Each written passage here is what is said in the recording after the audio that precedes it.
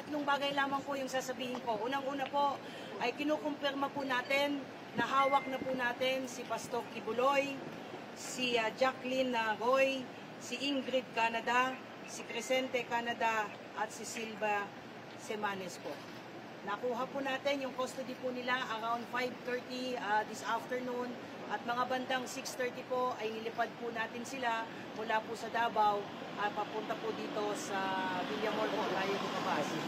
Lumapag po sila ang C-130 lulan po nitong mga nasabing individual at nakakating po sila dito sa Villamor na around 8:30 ng gabi at nakakating po tayo dito sa custodial facility na mga around 9:10 ng gabi po. Sa ngayon po ay nag-undergo po sila ng booking process. Kasama na po dyan yung fingerprint at mugshot at natapos na rin po yung physical and medical examination.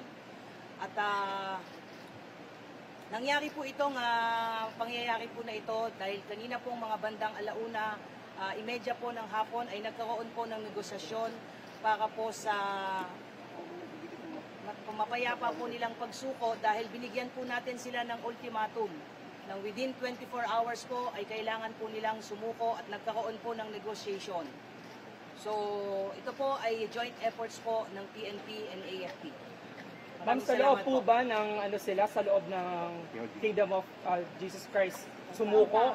Doon po mismo sumuko? Yes po. Apo. Sa loob po ng KOJC compound po natin sila nakuha. Ma'am, dito sa loob ng PNP Custodial Center, magkakasama po sila sa isang kwarto? Paano po mangyayari? Wala pa po tayong detalye po dyan. Maraming salamat po, yun lamang po. Ano po yung susunod na mangyayari po?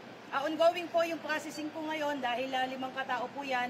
Sabay-sabay po silang binubuking po ngayon at na-inspect na rin po sila at nasa maayos naman po silang kondisyon. Although some of them based po doon sa medical examination po, medyo mataas po yung BP. But other than that, okay naman po sila at tuloy-tuloy po yung processing po ngayon. Ma'am, which case po sila na binuking po kanina? Lahat po ng kaso at dyan din po nangyari. Pagdating po nila dito sa custodial ay isinerve po yung warrant of arrest po sa kanila. Kung matatandaan niyo po, 3 kaso po ito.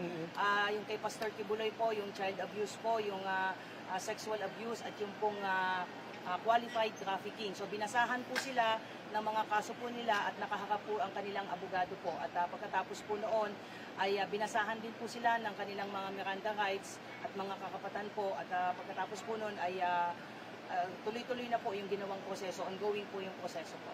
Ma'am, mali na ng 24 hours ultimatum po na nabanggit niyo kanina. Nagbigay po ang PNP po ng ultimatum po na sumuko po sila, otherwise po ay papasukin na po natin yung isang particular building na hindi po tayo pinapayagan pong pumasok. So nagkaroon po ng negotiation ang PNP na kinatawan po ng intelligence group at ISAP, pinagtulungan po ito that led to the peaceful surrender po ni Pastor Kibuloy at 4 pa at papasalamat po tayo doon sa naging mapayapa pong at least nitong proseso po na ito. Ma'am, so in particular sila ang nagtago?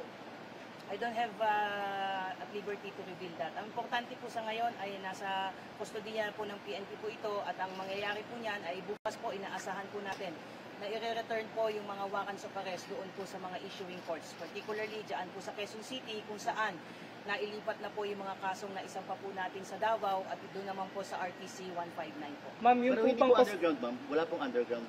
I don't have any information on that po. Ma'am, Ang importante po ay nasa atin na po yung mga pinaghahanap po.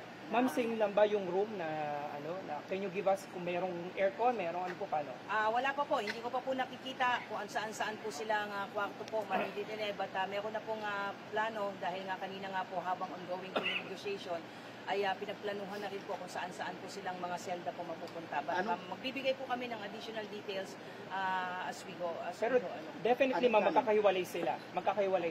Ano po yung plano, ma'am? Ano po yung plano? Ano po yung nakasaad sa plano, ma'am? Well, as to the operational details and planning, antayin na lang po natin na papatapusin lang po na natin yung proseso po. What's important is we just would like to confirm po na nasa custody na po ng PNP sila Pastor Kibuloy at iba pa. Maraming salamat po.